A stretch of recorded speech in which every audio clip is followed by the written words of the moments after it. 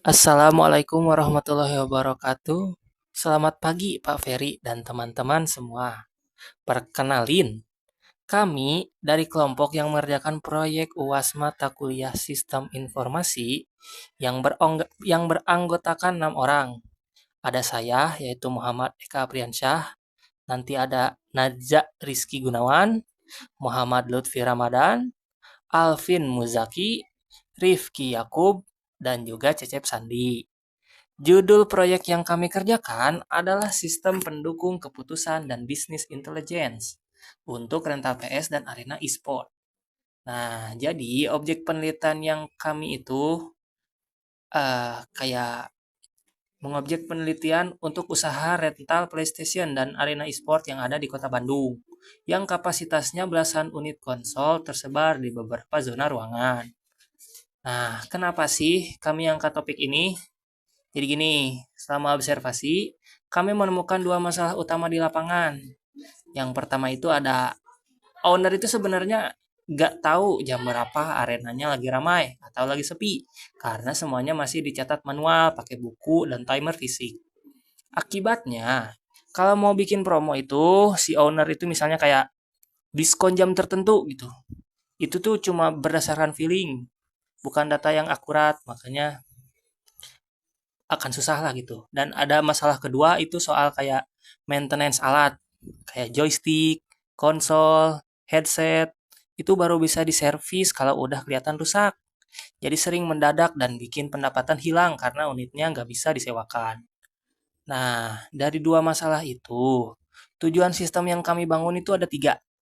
Yang pertama itu kayak bikin sistem informasi manajemen operasional berbasis web. Yang kedua itu ada bikin modul predictive maintenance yang bisa ngitung sisa umur pakai alat secara otomatis. Dan yang ketiga itu bikin dashboard analitik buat bikin dashboard analitik bisnis buat owner supaya keputusannya berbasis data, bukan tebak-tebakan lagi. Baik, lanjut dari yang tadi Eka jelaskan ya. Nah, di dalam sistem ini kami membagi hak akses jadi dua role, kasir dan owner. Pembagian ini kami terapkan langsung di level back-end pakai middleware. Jadi, bukan cuma disembunyikan di tampilan doang. Kalau kasir coba akses ke halaman owner lewat URL pun, tetap akan ditolak sama sistem. Nanti kayak muncul pesan akses ditolak. Nah, role pertama itu kasir. Kasir ini yang kerja di lapangan, di garis depan operasional. Menu yang dia punya ada tiga, dashboard, post F&B, dan maintenance. Di dashboard, kasir bisa memulai dan mengakhiri sesi sewa pelanggan. Jadi, dia yang paling banyak interaksi sama pelanggan langsung. Kasir juga bisa buka pos F&B untuk mencatat pesanan makanan dan minuman.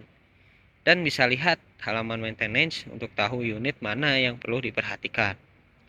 Tapi kasir nggak bisa mengelola akun pengguna atau mengatur F&B itu di luar wewenangnya. Nah itu ada role kedua itu owner. Owner ini punya kendali penuh selain bisa dilihat semua yang kasir lihat di modul maintenance. Owner juga punya menu tambahan, dashboard dashboard analitik bisnis, kelola F&B, dan kelola akun. Jadi, owner menentukan siapa saja yang boleh jadi kasir, menambah atau menghapus menu F&B, dan yang paling penting, owner yang memantau performa bisnis secara keseluruhan lewat dashboard analitik. Hubungan antar kedua role ini saling melengkapi kasir yang menginput data transaksi harian di lapangan. Dan data itu langsung mengalir jadi bahan analisis di dashboard owner. Jadi owner nggak perlu lagi minta laporan manual di akhir shift. Semuanya sudah otomatis terhitung real time. Begitu kasir menyelesaikan transaksi. Saya Muhammad Lutfi Ramadan akan menjelaskan halaman website, dashboard kasir, dan post F&B.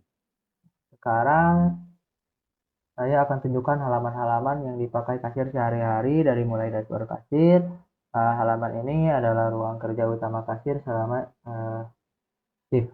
Di panel sebelah kiri ada yang kami sebut dengan denah monitor live unit. Ini representasi visual dari tata letak unit yang ada di arena.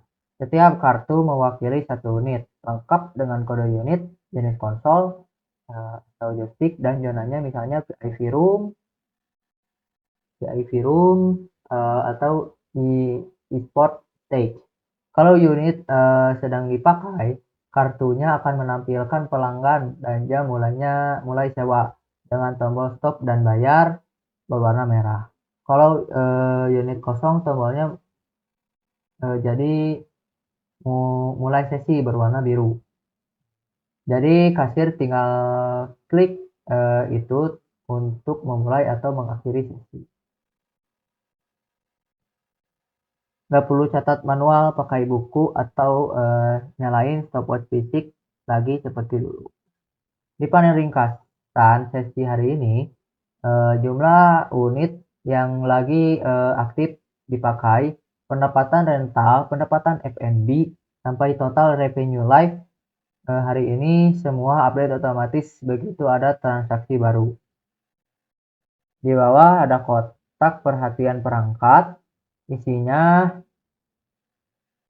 daftar unit yang jam pemakaiannya sudah mendekati batas servis. Jadi kasir bisa langsung tahu unit mana yang perlu diwaspadai. Ada juga tombol pintas buka terminal pos F&B di bagian paling bawah yang ini. Nah, kalau kita klik pos F&B ini, nah ini halaman untuk mencatat pesanan makanan dan minuman. Di sisi kiri katalog menu yang dikelompokkan per kategori makanan dan minuman. Kasir tinggal klik gambar menunya, nggak perlu ketik nama ataupun item. Setiap kali diklik, item itu otomatis masuk ke keranjang di sisi kanan. Nah, yang menampilkan current order beserta total pembayaran yang terus terupdate. Kasir juga bisa menghubungkan pesanan F&B ini ke sesi sewa pelanggan yang sedang berjalan, atau dibiarkan sebagai transaksi walk-in yang terpisah setelah semua item dipilih. Tinggal di proses checkout. Nah, dan transaksi langsung tersimpan ke database dengan waktu dan kasir yang bertugas. Oke, sekarang lanjut bersama saya Alvin Mujakti. Sekarang masuk ke fitur yang paling jadi fokus utama proyek kami, yaitu predictive maintenance. Jadi cara kerjanya begini, setiap kali kasir mengetik selesai pada sebuah sesi sewa, sistem otomatis akan menghitung durasi sesi itu dan menambahkan ke akumulasi jam terbang unit tersebut. Di database, setiap unit sudah mempunyai ambang batas servis masing-masing, misalnya 500 jam. Begitu sisa umur pakaiannya tinggal 10% dari ambang batas itu, sistem langsung menandai unit itu di dashboard sebagai perlu perhatian. Kalau sampai jam pemakainya melewati ambang batas, statusnya otomatis berubah menjadi maintenance. Unitnya nggak bisa disewakan dulu sampai diservis. Nah, masalahnya kalau ada beberapa unit yang butuh servis di waktu bersamaan, mana yang harus didahulukan? Di sini kami pakai mode SAW atau Simple Addictive Waiting. Jadi setiap unit dinilai dari 3 kriteria. Pertama, sisa umur pakai ini kriteria cost, artinya makin kecil sisanya, makin diprioritaskan. Bobotnya 0,5. Kedua, frekuensi pemakaiannya dalam 7 hari terakhir. Ini kriteria benefit, bobotnya 0,3. Ketiga riwayat kerusakan sebelumnya juga benefit, bobotnya 0,2. Ketiga yaitu dinormalisasi dulu ke skala yang sama. baru dikalikan bobotnya masing-masing dan dijumlahkan jadi satu skor akhir.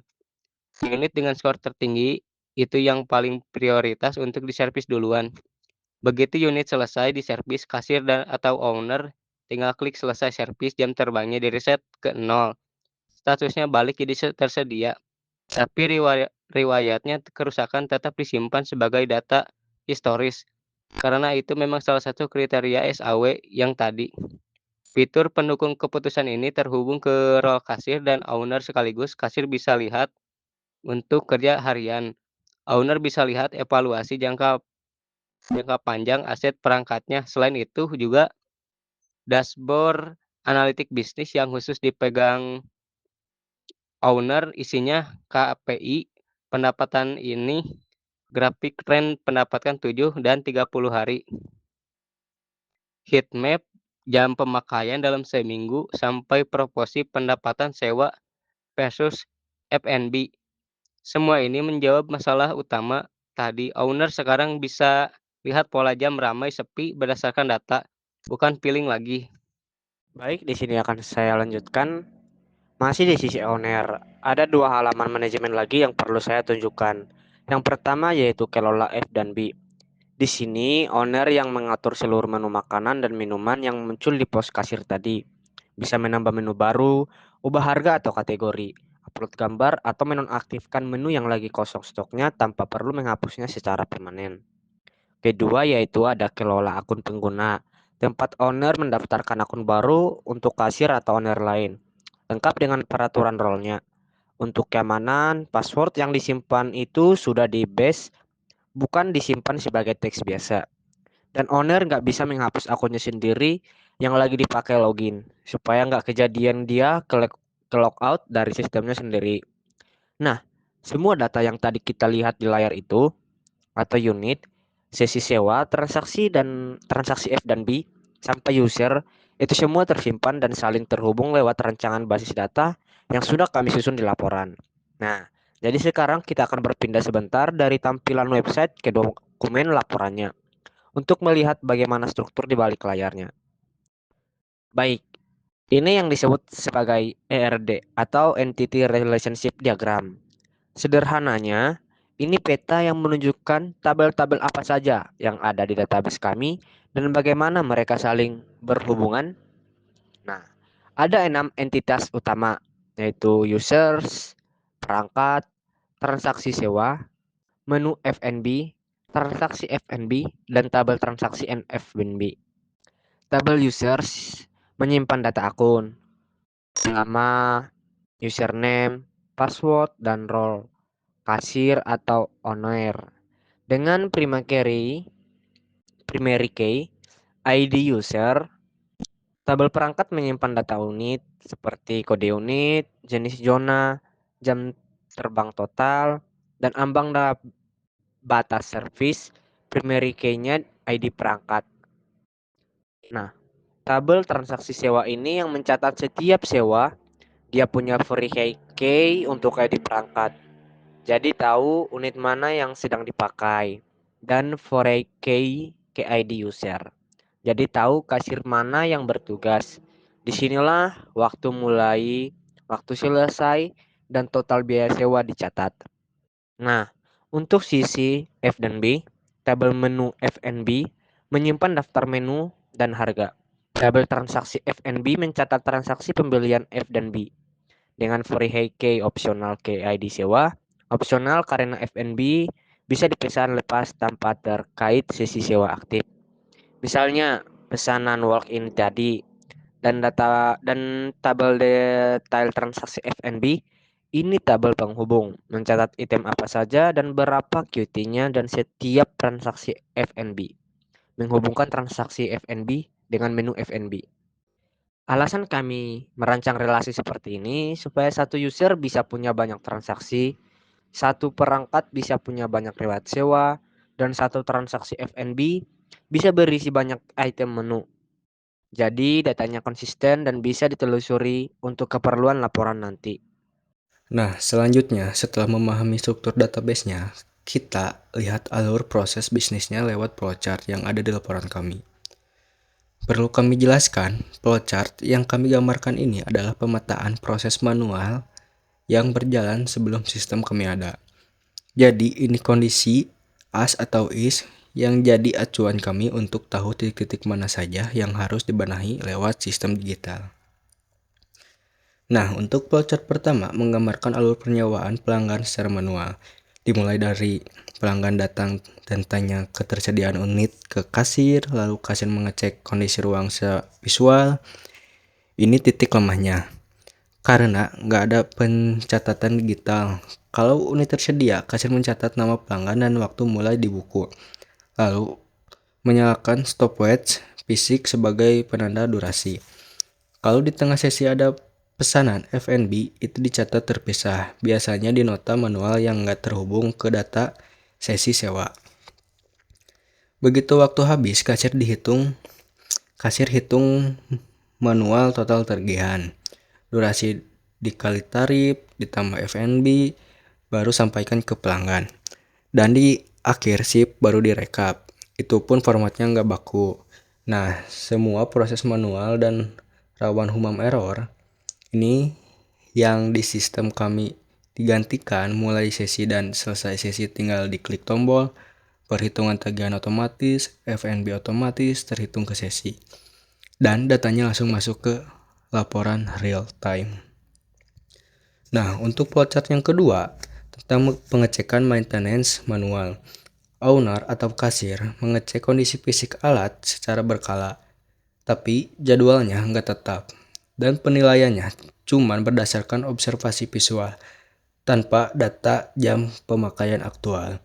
Kalau ketemu kerusakan mendadak saat dipakai pelanggan, sesi dihentikan darurat. Habis itu, alat dibawa ke teknisi tanpa ada riwayat pemakaian sebagai bahan diagnosa. Dan gak ada dokumentasi soal seberapa sering unit itu rusak. Nah, inilah persis masalah yang dijawab oleh modul Predictive Maintenance dengan metode SAW yang tadi sudah didemokan. Sekarang keputusan servis yang gak lagi berdasarkan tebakan, tapi berdasarkan jam terbang, frekuensi pemakaian, dan riwayat kerusakan yang datanya sudah tercatat otomatis di sistem.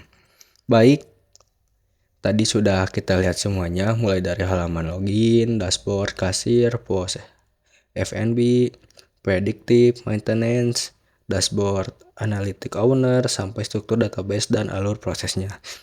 Bisa disimpulkan, sistem yang kami bangun ini berhasil menjawab keempatnya masalah yang kami angkat dari awal, mulai dari pencatatan sesi sewa yang sekarang otomatis, transaksi F&B yang terintegrasi, prioritas maintenance yang terukur pakai metode SAW, sampai dashboard analitik yang kasih owner data konkret buat ambil keputusan bisnis, bukan lagi berdasarkan feeling. Nah, manfaat jelasnya buat owner mengambil keputusan jadi lebih berbasis data. Nah, buat kasir, kerjaan jadi lebih cepat dan minim human error. Dan buat kami sebagai mahasiswa, ini juga pengalaman nyata menerapkan konsep DDS dan Business Intelligence ke studi kasus bisnis UMKM yang sebenarnya. Demikian presentasi dari kelompok kami. Kami menyadari sistem ini masih bisa dikembangkan lebih jauh, misalnya integritas payment gateway atau dukungan multi cabang. Sesuai saran yang juga kami tulis di laporan, kami ucapkan terima kasih banyak atas perhatian dan waktunya. Kurang lebih kami mohon maaf. Wassalamualaikum warahmatullahi wabarakatuh.